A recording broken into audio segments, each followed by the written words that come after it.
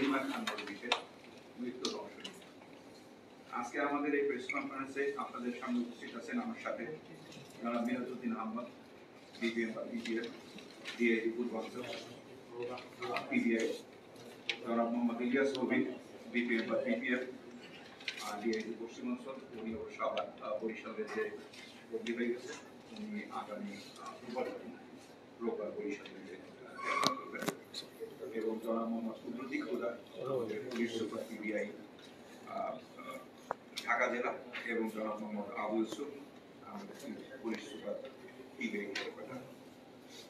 আজকে আমাদের এখানে তদন্তকারী, এই মামলা তদন্তকারী কর্মকর্তা, সর্বশেষ তদন্তের কর্মকর্তা এসআই জনাব মোহাম্মদ ইমরান আহমেদ, এবং তাকে আমাদের যে তিনটি পিবিএ সাহায্য করেছে সেটি হলো এসআই কলকাতা মোহাম্মদ মনিরুজ্জামান, এসআই আমিনুর রহমান এবং শাহনাজ সুলতান। আজকে আমাদের এই সামনে আরো উপস্থিত থাকার কথা ছিল যে এই মামলার যে বাদী, আমাদের ভিকটিম জনাব সেলিমা খান মজলিসের ভাই জনাব শফিউর রহমান খান, তিনি উপস্থিত হয়েছেন। আমি আচ্ছা ঠিক আছে, আমার সাথে আরো উপস্থিত আছেন সেলিমা খান মজলিসের দ্বিতীয় মেয়ে শাহনাজ পারভীন খান মজলিস এবং তার ছোট মেয়ে ইনুরা খান মজলিস, যিনি মার্কিন প্রবাসী। তিনি এই মামলার কারণে গত 3 বছর, আমার কয় বছর আসছে, 3 বছর ধরে এই দেশে আসছেন এই মামলা নিয়ে দৌড়দৌড়ি করার। জনাব খান মজলিসের বাড়ি হলো সাভার দক্ষিণপাড়া শহরের দক্ষিণপাড়ায়, থানা থেকে 1.5 কিলোমিটার দূরে একটা দ্বিতল ভবন। সেই দ্বিতল ভবনের একটি ছোট ভবন, নিচে বোধহয় 1000 থেকে 1100 স্কোয়ার ফিট, উপরে 1000 থেকে 1100 স্কোয়ার ফিট।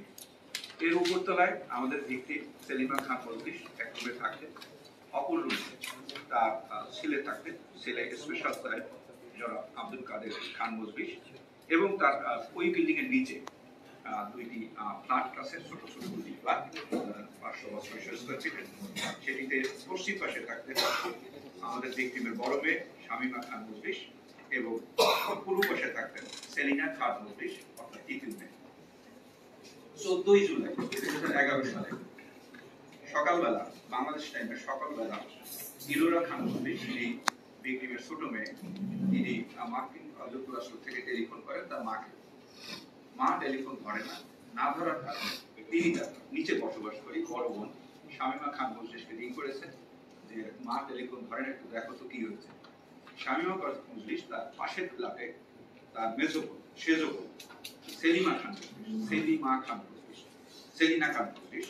সেই সেলিনা খান মজলিসকে নিয়ে উপরতলায় যায়। গিয়ে তার মায়ের পক্ষে কিছু দেখতে পান যে তার মা গুরুতর আহত অবস্থায় তার ভাইয়ের রুমের পাশের ঘরে, যেখানে তার মা গিয়ে মাঝে মাঝে শুতো, সেখানে সে গুরুতর জখম অবস্থায় শুয়ে ঘুমাচ্ছে। ওনাদের ডাক চিৎকারে, উনি যেটা আমাদেরকে প্রথমে বলছিলেন যে ডাক চিৎকারে আশেপাশের লোকজন আসেন, আত্মীয় স্বজন আসেন, সেখান থেকে তাকে এনাম মেডিকেল কলেজ হাসপাতালে নিয়ে যেতে হয়। একদিন চিকিৎসার পরে এটি মাননীয় প্রধানমন্ত্রীর নলেজে যায় এবং মাননীয় প্রধানমন্ত্রী চিকিৎসার দায়িত্ব নেন এবং সেলিমা খান মজলিসের সিএমএসে নিয়ে আসা হয় এবং 4 দিন সেখানে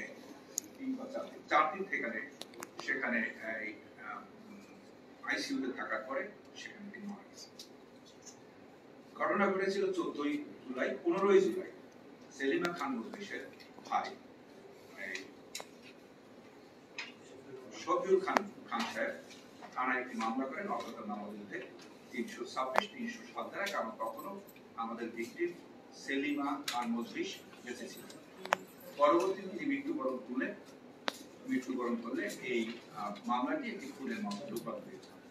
9 দিন থানা পুলিশ মামলাটি তদন্ত করে এবং মামলাটি তদন্ত শেষে 9 দিন পরে এটি চলছে সিআইডিতে সিনিয়র অফিসার মামলাটি তদন্ত করে এবং 14 মাস তদন্ত শেষে একটি ফাইনাল রিপোর্ট জমা দেন এবং ফাইনাল রিপোর্টটি ধারণা দেওয়া হয় সে সেলিমা খান মজলিস আত্মহত্যা করেছেন।